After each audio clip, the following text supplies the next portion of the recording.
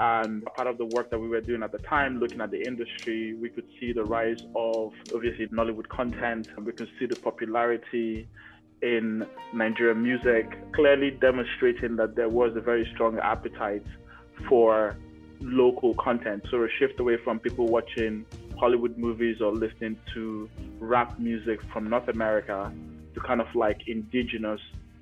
Hello, and welcome to the Experience Pod. My name is Chiweze Ihebuzo. The Experience Pod is a one-on-one interviewer-led podcast that discusses the adoption and utilizations of relevant emerging technologies and trends for impact-oriented professionals, researchers, developers, and students who demand realistic and thought-provoking perspective on the opportunities and challenges presented by these phenomena in our unique environment. The global gaming industry is expected to have a compound annual growth rate of 12% from 2020 to 2025. Based on global revenues from 2019 and 2020, gaming is the most lucrative entertainment industry and one of few industries that have seen major growth during the pandemic. With business opportunities and new technology development, the future of gaming makes for exciting conversations. However, we rarely focus on what this future would look like, specifically in developing markets like Nigeria. Now, to add their insights to this conversation, we're joined by Hugo Obi, founder of Malio Games, Nigeria's first indigenous gaming company, and Joanna Rikie, who leads strategic partnership and business development in the Middle East and Africa for Unity Technologies, a global software provider and platform for gaming content. Joanna is also a speaker and an advocate for diversity within gaming. Welcome to both of you, and we're excited to have you. Thank you. Thank you for the opportunity. Yeah, thank you very much. Thanks for having us. So we'll start with some background information first.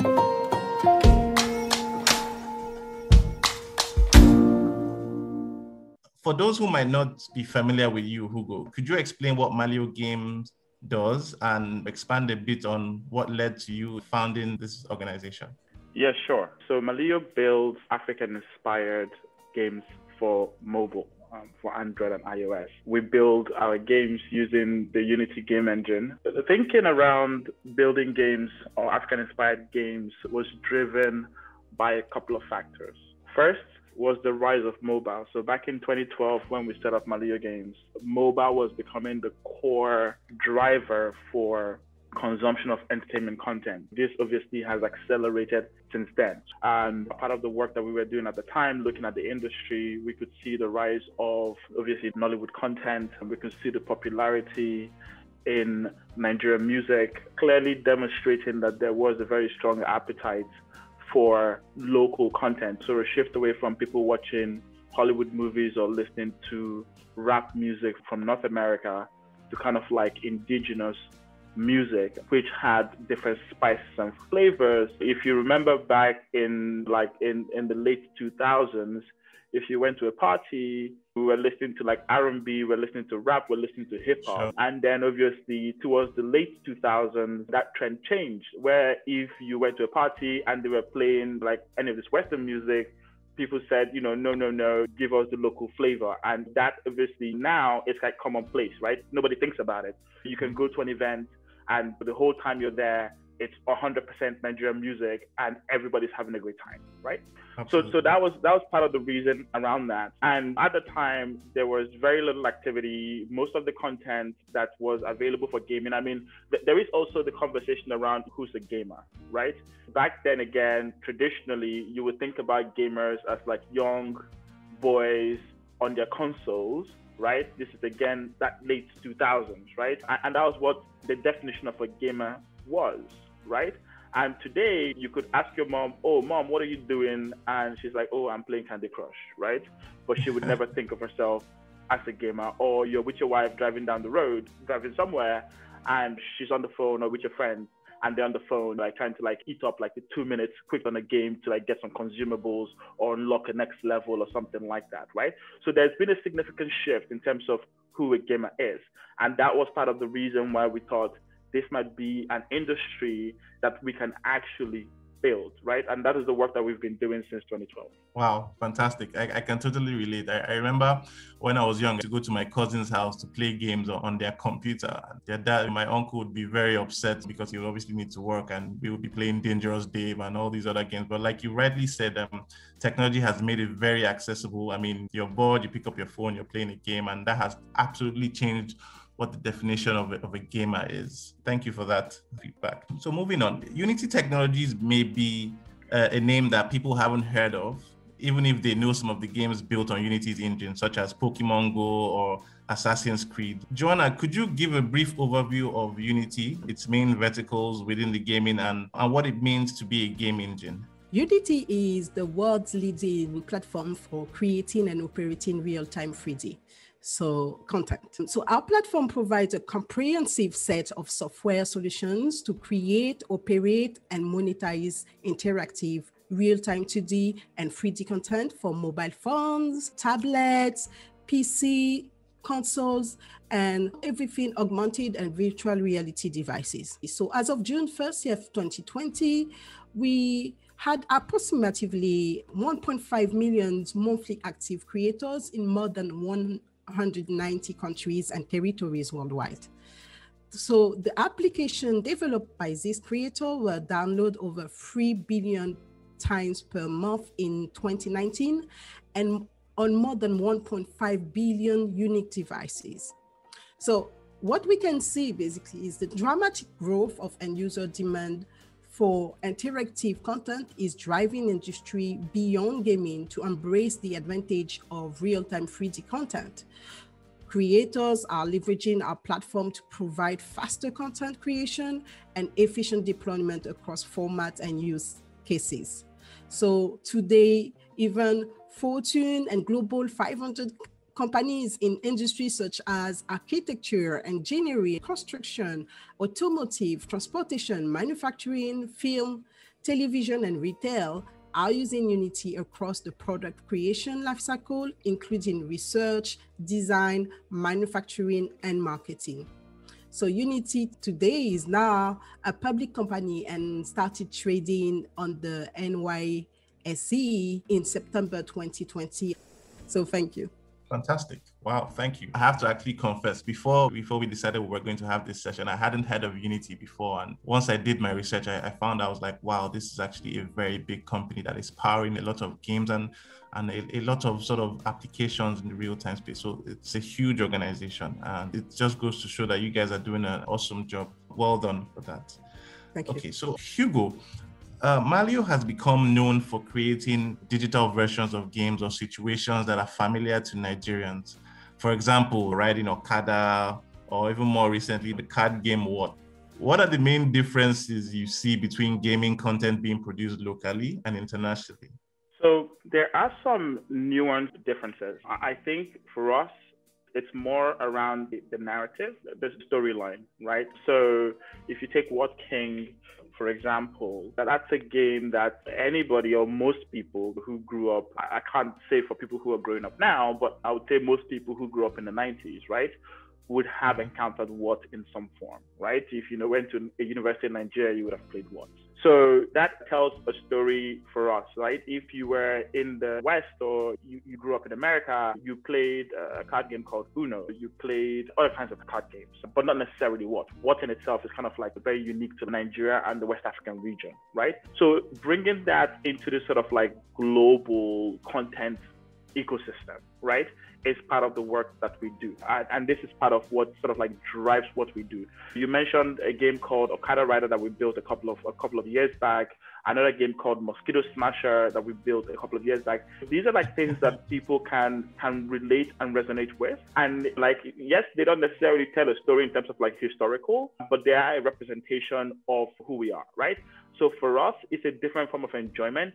And I feel like this is kind of similar to when you watch like a Nollywood movie and the experiences are things that you can relate with, whether it's like a story about a mother-in-law or like an uncle who became wealthy or somebody who had some kind of like tragic circumstances or made some bad choices. You can see how those are relatable in the same way that you can see how a first-person shooter game is relatable to somebody from North America, right? I might not necessarily be relatable from people from other parts of the world. Absolutely, absolutely. So the geography sort of determines the content of the games. But could you talk a bit more about the process of design or even the way it's consumed? How are they finding these games, these locally sort of developed games? So this is where we still have a big challenge. There's a lot of fragmentation within the content distribution and content discovery process.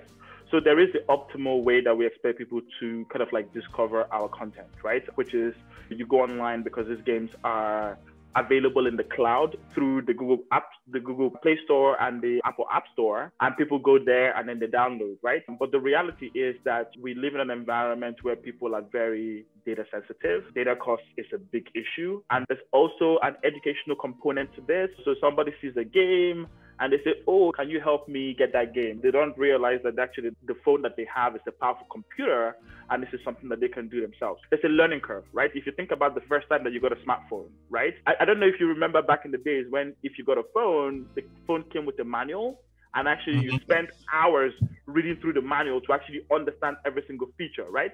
Now it's kind of like first instinct, right? So you get a phone, you literally know everything that the phone does.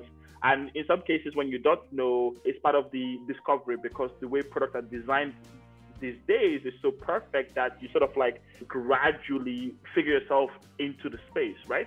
So you still have that issue. So what we're seeing within Nigeria is kind of like MNO distribution platforms. So it's like telcos who have their own content distribution platforms. We're also seeing a lot of like physical installers. So like the experience that you and I would have would be that we would buy a phone. We know the basket of apps that we want to have on the phone. So whether like the social apps, communication apps, like banking or financial apps and stuff like that. So we'll go in and install all of those.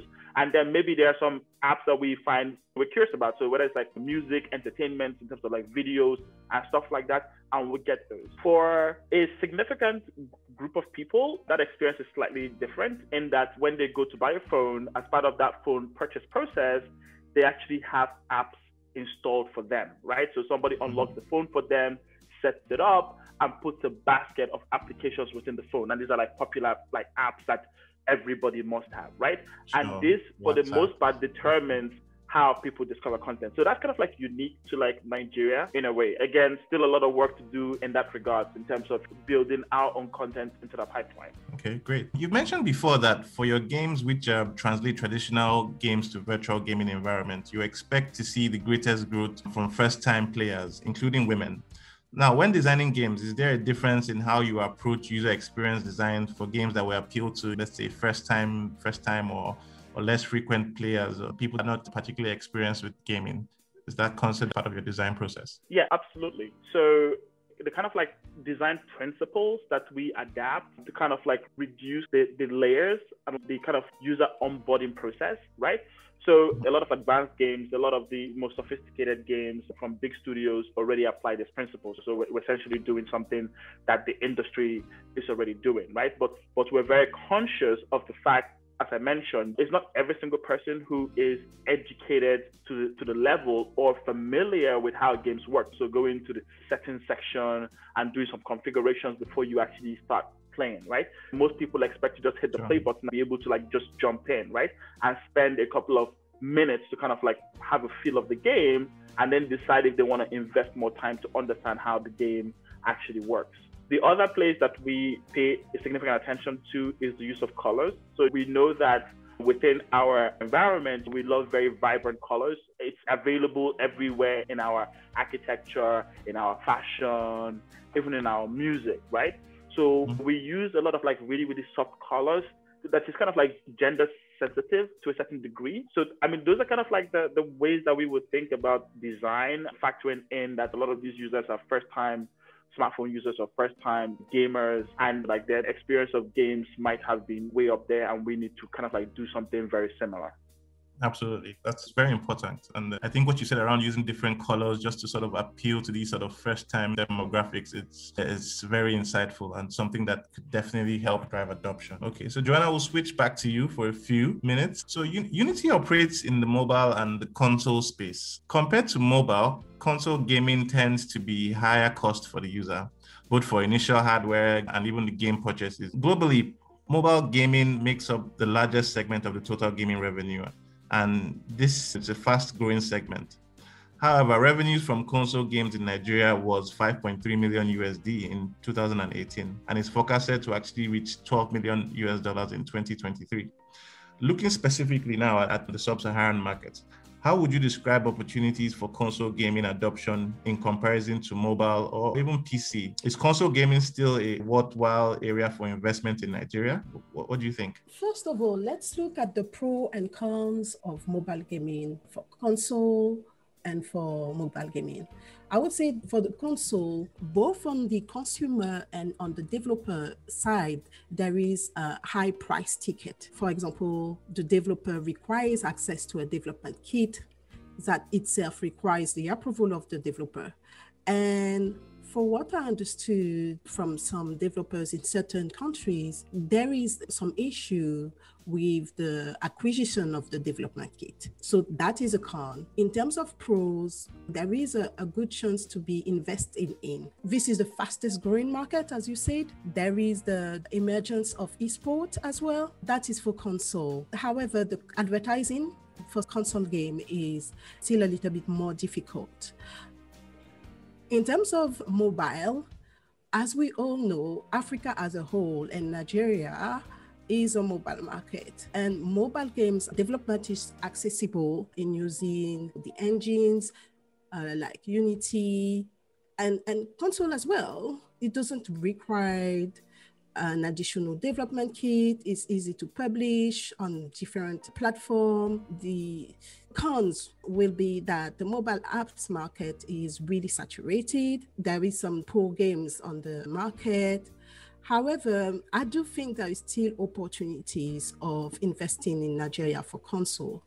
And I'm talking about console game development here. The developer will still need to take into account that of this positive aspect. So there is a growing community of game developer, but as well a growing community of gamers with the emergence of esports. Of course, the cons for the console development can be multiplied. So roadblocks can be customs for the development kit, issue with the infrastructure as well, that we don't know the frequent power cut. So the content target market may not be Nigeria itself. So can they really leverage the growing population? That's the question that I had, but I still think that there is an opportunity of investing in Nigeria for console.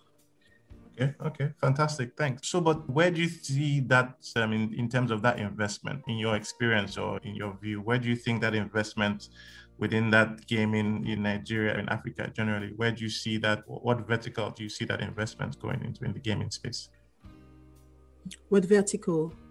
Yes, so you had mentioned around the actual console development, you had mentioned the studios, the talent and things like that. So I'm just trying to get a sense of what you think is the area that has the most sort of potential for investment. Yeah, I understand. Sorry. So I would say the human capital gain. So here I think that the investment will be more on the human capital, that in terms of the game developers, investing in the game developers who will be able to create content that can be used not only in Africa as a continent, but globally as well, because there is this thirst of diversification of content. No, I actually agree with you on that. Obviously, population in Africa is large. Nigeria specifically has a growing youth population, I think with 45% under 19. And this is the stage where people are sort of super interested in gaming. And if there's some investment in sort of upskilling and making them aware of the potential opportunities that they could gain from actually just learning to be in the gaming space, to develop games and build content, I think that is something that would definitely help and address potentially the unemployment issues. So thank you for that. Okay, so we'll move on to things like emerging technologies. So let's look a little more at Nigeria's mobile trend. So now by 2025, nearly 500 million people will be using mobile internet, a third of which will be in Ethiopia and Nigeria. Nigeria will also have over 150 million smartphone connections by 2025, the most in Sub-Saharan Africa. This is a huge potential user base of first-time, mobile gamers. But aside from just more people, what impact will these changes have on the gaming industry in Sub-Saharan Africa? So maybe we can hear from Hugo first, and then we'll get Johanna's feedback. So those are some impressive stats. And that is a very tough question to kind of like answer accurately, just because the change is very rapid, right? And the way the industry is moving is pretty much unpredictable, sort of like what will drive future growth. So one thing that we know is that people look at games as a form of entertainment, right? It's like a pastime activity, right? Some of the trends that we're starting to see are, for instance, like games that help people sort of like earn some form of income by completing tasks, right? The devices that are available have way more computing powers. So people are also building like gamified learning experiences, gamified investment tools. A lot of things that people traditionally did in the past is kind of being gamified more and more, right? So are we going to see more like educational gamification, sort of like drive online learning? Would we see that within like healthcare, new job creation? Honestly, I can't say, but this is almost like an evolving story, right? So we'll have to just kind of like watch and see. I agree. It's a bit of a tricky question. Joanna, do you want to sort of chime in here just to see if you want to add anything to what you have said? Yes. So Nigeria will have over 150 million smartphone connection, right? But what we know is that tens of millions, if not the vast majority, will not be high-end smartphone. So add to the fact that time may not be affordable, plus the lack of easy payment method right now. Here is what I think will be the impact. Talking, of course, from a game development point of view. So first of all, the big line will be all positive impact will be the growth of the game development community. So firstly, I'm seeing an impact on the rapid structuration of the gaming ecosystem in Nigeria with the help of the public or private national or both or international investors. So we are already seeing in other countries in Africa, governments with the clear mandate of digital innovation or transformation.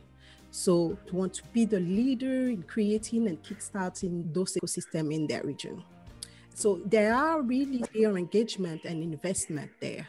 So for example, I would talk about Key, who is in French West Africa in Senegal, which is the Delegation for Entrepreneurship for Women and Youth. And this is an initiative from the President of the Republic, Macky Sall, to support and boost the entrepreneurship of women and young people in line with the objective of the Emerging Senegal Plan. So we, as a leader in real-time 3D development, content creation, we partner with LADER to really boost. They've got different verticals, and they also have these verticals of digital innovation.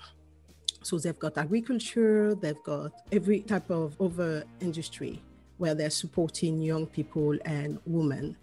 And so we partner with them in the digital innovation. And you can see that the digital innovation now is not only a vertical, it's an overlay. So this is where you see the importance and the impact, not only on gaming, that we will have the smartphone and the gaming in Sub-Saharan African, because as I said, if Unity cover a multitude of industry, if you have those skills in gaming, you will have those skills to support and to grow the market, the job requirement, the job request in over industry in Nigeria. I know Nigeria has an oil and gas industry, a fintech industry. So for me, I'm seeing the impact in a very high level way, saying, okay, there will be those mobile, but what does that mean? That means that the infrastructure needs to be there. There needs to be investment. This is what I'm seeing here. So the impact here will be that developer will need as well to develop light application, because as I said, another impact is that most of the device will not be high-end device. So developers will need to leapfrog into always providing and developing new content with graphics and performance, but light application. So perhaps there will be some developers that would think about how to keep aligned with the quality, but as well with the weight of the application. Another impact is, as you know, developers today are not being paid for their game. Yeah. If the target market is Nigeria, the traditional monetization method cannot be used. Yeah. Because there is no credit card payment facilities in Nigeria. So Hugo may be able to expand on that, as I remember him working on the solution for this challenge. So adapted payment method should be adopted. So that will be an impact as well. And I'm thinking about game developers that I recently interviewed. He's from Central African Republic and he's currently based in France. His name is Teddy Kosoko. And he's developing an Android store of video games and ebooks to make the cultural and creative industry profitable in Africa. So he's currently looking at a release in 2022. But the whole thing is that it's creating a whole ecosystem with even card payments that you can buy from the shop. So I'm really looking forward to that. So I'm sure that there will be numerous solutions that would start germinating, and we will get some new app, new invention to be able to monetize and to create application in Nigeria. Fantastic. Okay, great. Thanks a lot, Joanna. I think that was an awesome response. So the impact with these sort of huge numbers of smartphones that we'll see in the future is that obviously because of the level of sophistication of these phones, developers would have to develop very light games, light but still sort of effective. And also the other impact would be on sort of the revenue and the ability for gamers to start earning more income and speaking to, payment models and business models. Thank you for that. So I think that actually leads us to our next question, which is around the business side of things, the money side. So, although most of the industry growth is expected to come from mobile gaming, now for game developers, there is perhaps greater difficulty in building consistent customer base and generating sustainable revenue due to, pressure of novelty, virality, as well as high market saturation. In the last decade, we've seen various revenue models, including free-to-play games with ads, freemium models with paid upgrades to more sort of premium package. And we've also seen sort of adverts through in-app purchases and things like that. Hugo, what have you found to be the most successful model in Nigeria? Yeah, so in our experience, success is relative, isn't it? I wouldn't say that we have seen anything that's been sustainable over an extended period of time. We've gone through multiple phases and we've settled in the freemium space.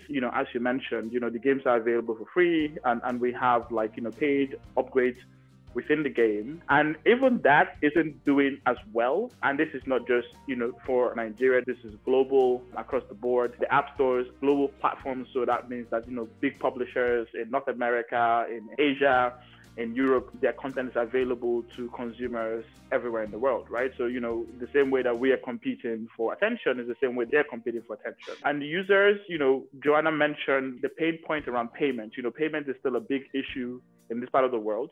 So your freemium model wouldn't be as successful, partly again because of this payment challenge. But even if you took that out of the equation, a conversion of free users into paying users is a global challenge. But what we are seeing in terms of emerging new, what we're looking at in terms of where is the future?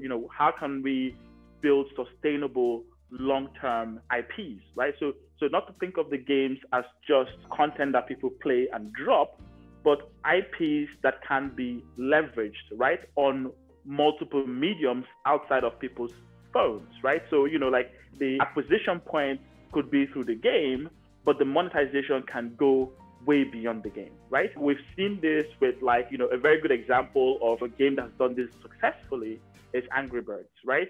They started off as a game, went into a TV show, became a theme park, have lots of merchandising, right? It's a long play, right? We are also seeing loads of crossovers where we have big time celebrities who are known either through music or movies, right? Extending their IPs into games, right? One of the biggest one was Kim Kardashian game that came out, I think in 2014. But we're also seeing that locally, with people like Davido and Faust the Bad Guy having their own games, right? And again, this is kind of like another way to extend the reach. So this is our view at the moment, that it's kind of like building long-term IPs, thinking about monetization beyond the game. So yes, the game should monetize, but there's also a business opportunity outside of that. Fantastic. I mean, now that you said Angry Birds, I have an Angry Bird t-shirt or two actually. So that's an interesting way. So just not looking at monetization from just the app itself or the game itself, but actually the sort of the spin-offs and what you could potentially gain from those.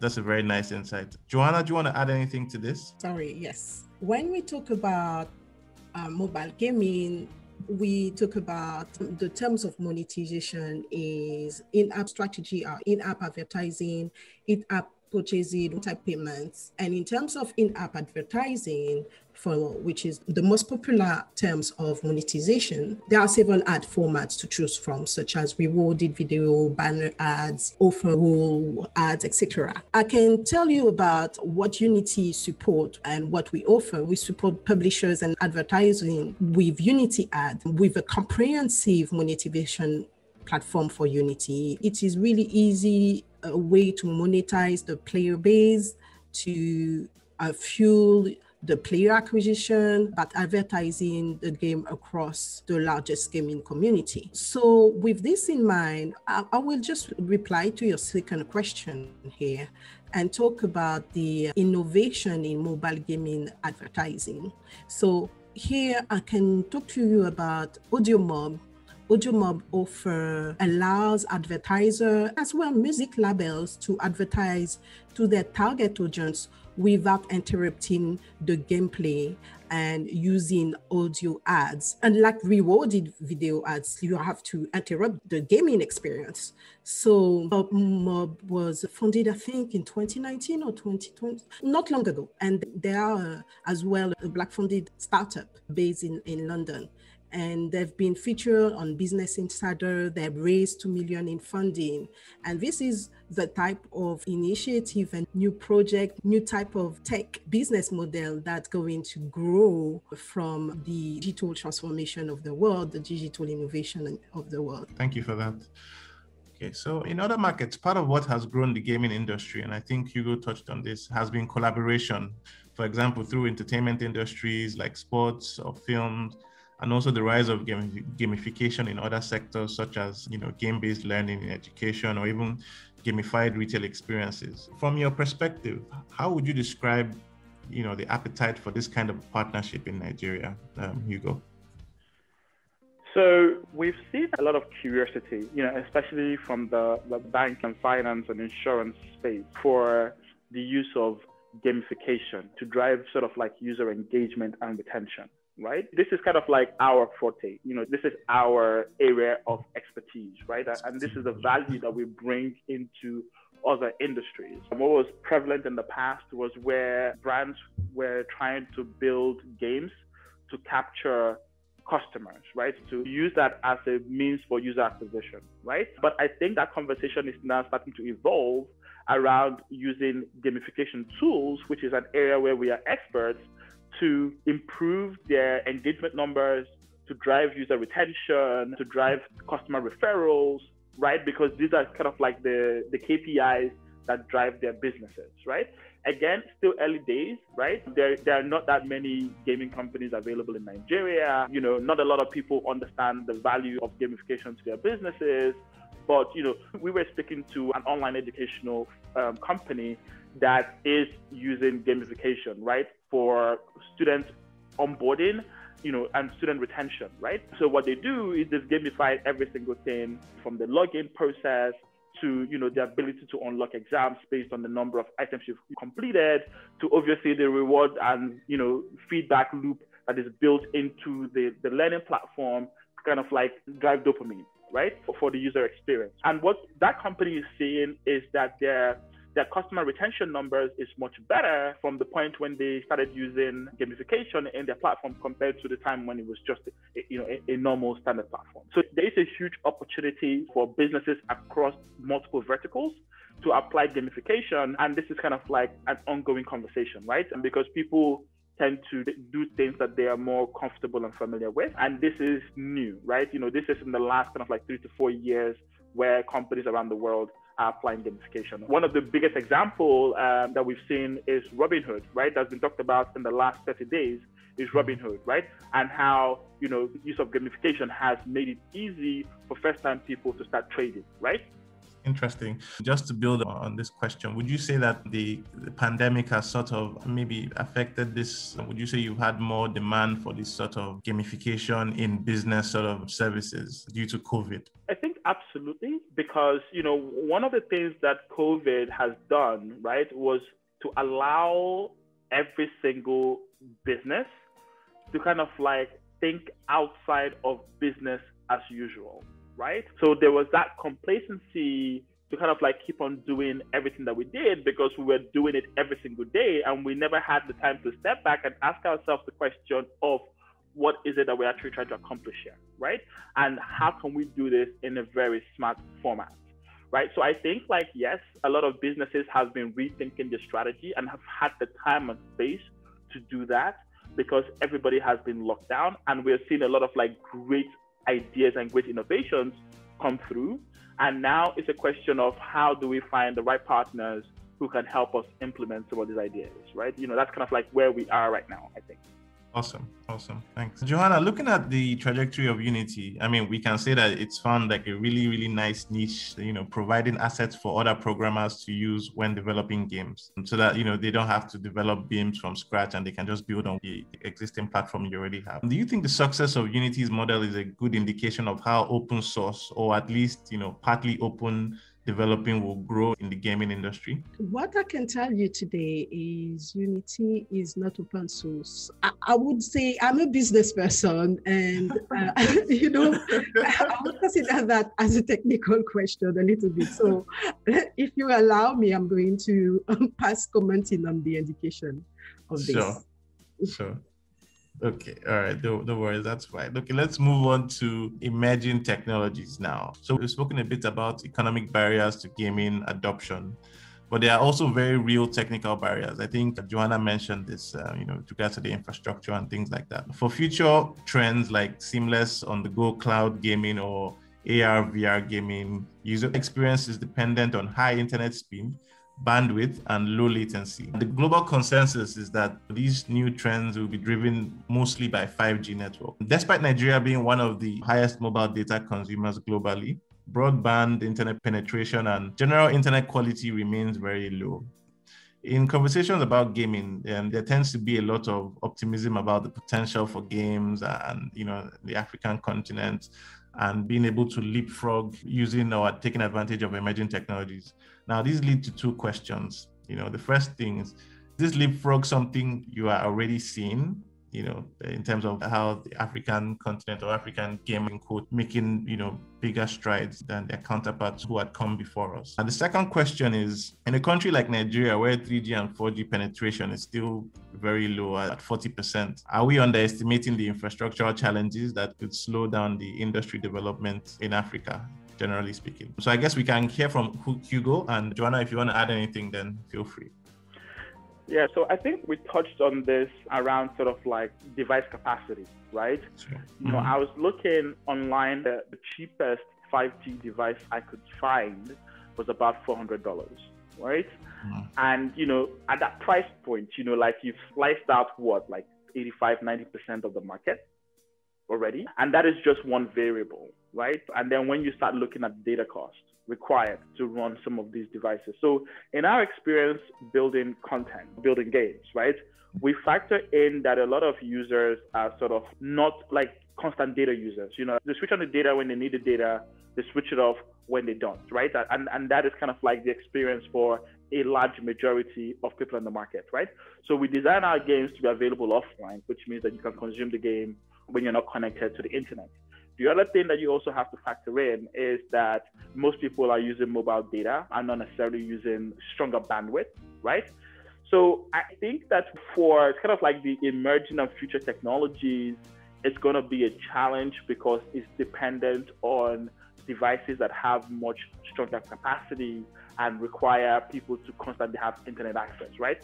So if you look at, say, the use of AR, and the use of VR, right? VR is slightly different. We start talking about like the file size, right? So, like if you have to download an app that is over 2 gigabytes, right? How much data is that going to cost? How much space do you need on your phone? And, how important, right, is that? And then for a lot of these applications, they constantly refresh their content. And, that means that you have to get constant updates, right? Which again eats into sort of like your device storage and consumes a lot of your data, right? So for this market, it's going to remain very light. In my view, it's going to remain very light if you want to have like larger penetration. It has to be light. It has to be data sensitive. So like, offline mode. And I would even argue like minimal updates, right? Yes, sometimes as a developer, you're adding new features, but you have to recognize the fact that, people might not update their apps, partly because the cost of data, but also the fact that this is not something that people are used to, right?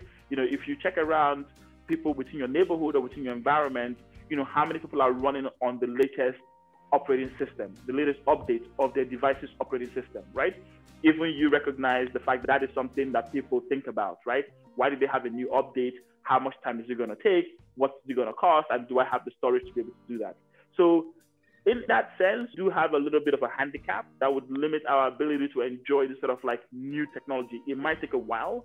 Once the cost starts to come down, we might see more adoption, but that might take a while to happen. And I agree with that view as well.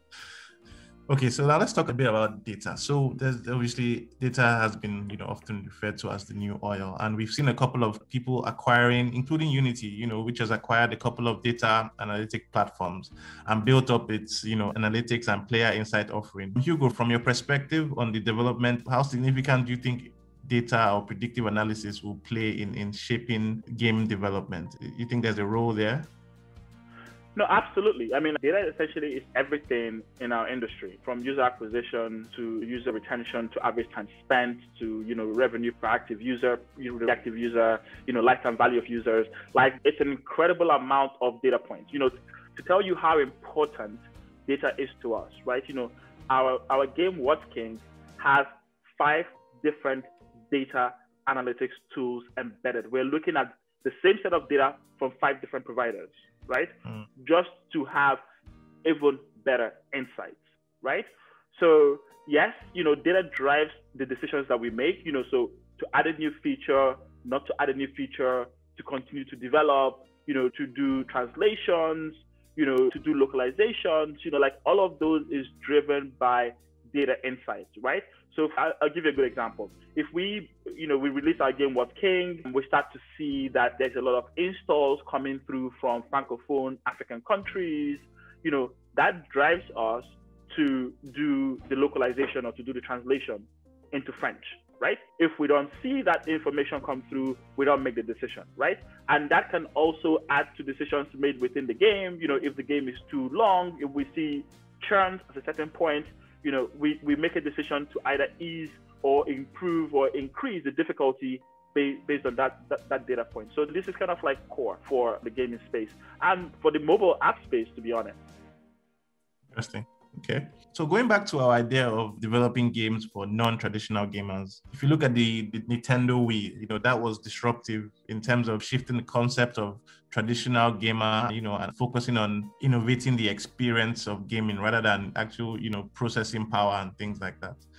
That being said, we didn't have, the staying power that was expected. We're now having conversations around haptics and sensor technologies and how these will revolutionize the gaming experience. Do you think from the experience of Wii that this focus will persist in the long term, or do you see these as more of just fringe novelty, developments in the wider gaming conversation? Do you think at the end of the day, what really will matter is back to processing power, or is there a room for the experience of the game, the experiential aspect of gaming? So I guess we can hear from Hugo and Joanna if she wants to add anything to this. I actually don't have any comment on that question, so I don't know if Joanna has much better insight. In terms of the experience of the Wii and the conversations that are being made about haptics and sensor technologies, already there were some companies developing this type of technology. So Is that something that's going to persist in the long term? I believe so, because it's not only used in the gaming industry, it is used in a variety of industry. Sure.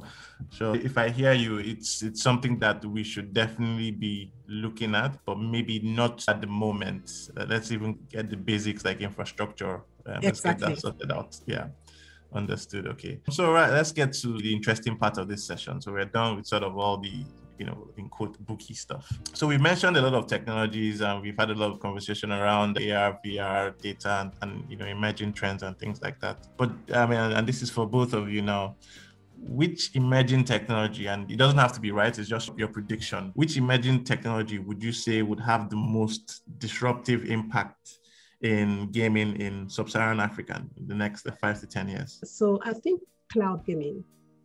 There is a huge investment in hardware, normally from a pain point of gamers. And between having to expense hardware and taking a subscription on some different cloud gaming provider, I think the gamers will very soon have an easy choice, because cloud gaming solves many problems. Really, the only things I would say, the caveat for that is you need a high-speed internet connection. So basically, I will go back onto the infrastructure. Okay, great. Hugo, what's your take? What emerging technology do you think will drive gaming in Sub-Saharan Africa 5 to 10 years? So mine is not so much an emerging technology, it's an existing technology, but I think that is an existing technology that's evolving, right? For me, it's mobile phone, right? Better capacity, better computing power, lower prices, right? So, you're going to pack in way more features, right? That today costs $400, and you're going to be able to compress all of those features into a device that is now available at sub $100 price range, right? So that for me is where the innovation will come through, right? The devices, the infrastructure is going to come to the consumer, right? As opposed to the consumer having to go to the infrastructure. Okay, that's interesting. And then what you said around the pricing as well, maybe even alternative models to saying, rather than you want to get a phone that has this capacity, can I sort of pick and choose what elements of the device? Maybe that could be something that could help inform pricing in the future. Interesting. Okay, so speaking of predictions, and again, for both of you, I did say this was the interesting part. Speaking of predictions, what was the last prediction that you got wrong? It doesn't have to be gaming related. It could be anything. It could be, even as simple as you thought Man United would beat Man City. So if I want to use a distinct one, I went into 2020 with a very clear mind of what we wanted to accomplish. And I think, this is obviously, everybody else did that, right? But we were very energized. We had a clear vision. We had very clear Q1 goals, Q2 goals, and, we had a training program lined up, some kind of some kind of gaming apprenticeship program planned. And obviously, 2020 didn't turn out the way we thought it was going to. I know this is obviously not unique to me and everybody would have their own 2020 stories, but, I think based on that, right, kind of not having a too definitive 2021 plan and sort of taking it as we see kind of thing, rather than doing stuff, but we're not too definitive in our objectives and outcomes, let's put it that way. Understood. And it would have been interesting to learn a bit more about that apprenticeship program. I'm sure there was a lot of hope and a lot of things were hinged on the success. That's interesting. How about you, Johanna? So I don't know if it's okay to say too. Sure, please go on. Yeah, why not? So first of all, the maturity and the visibility of the African gaming development community. 4 or 5 years ago, when I really started to network with the community, I did predict that there would be a fire and there would be some attraction from international investment and the global gaming industry to the African market.